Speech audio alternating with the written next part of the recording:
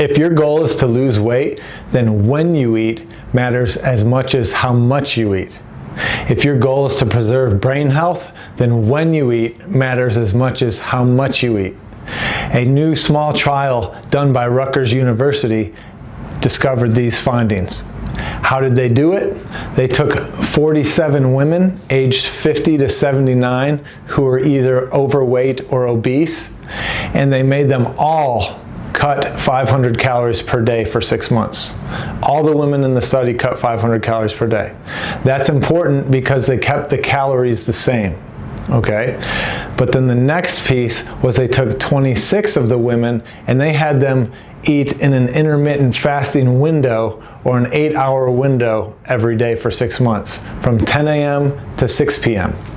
The other women in the group, the comparison group, cut the 500 calories, but they could eat in any window they wanted to.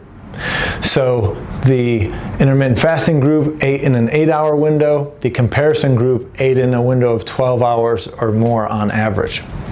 At the end of 6 months, both groups lost 15 pounds.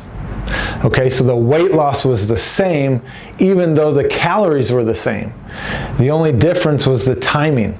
So it was the timing of the meals, not the calories, that made the difference in this study. And this is huge. Because what do you hear?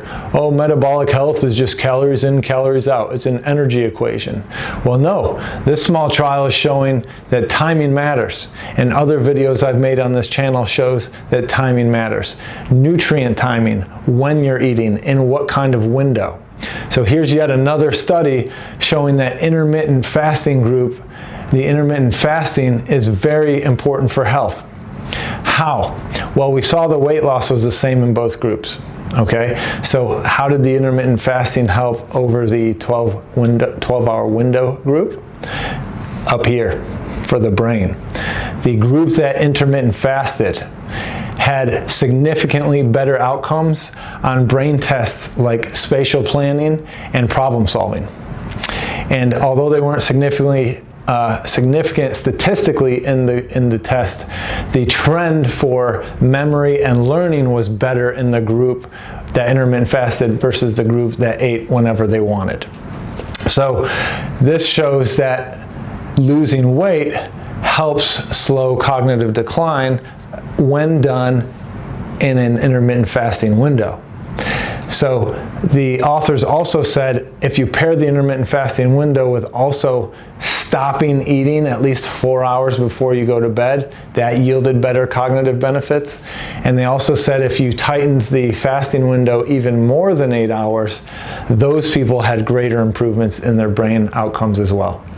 So again, this is a massive study, and another study showing us the benefits of fasting in an intermittent type of setup, and it connects circadian rhythm with metabolic health, with inflammation. How?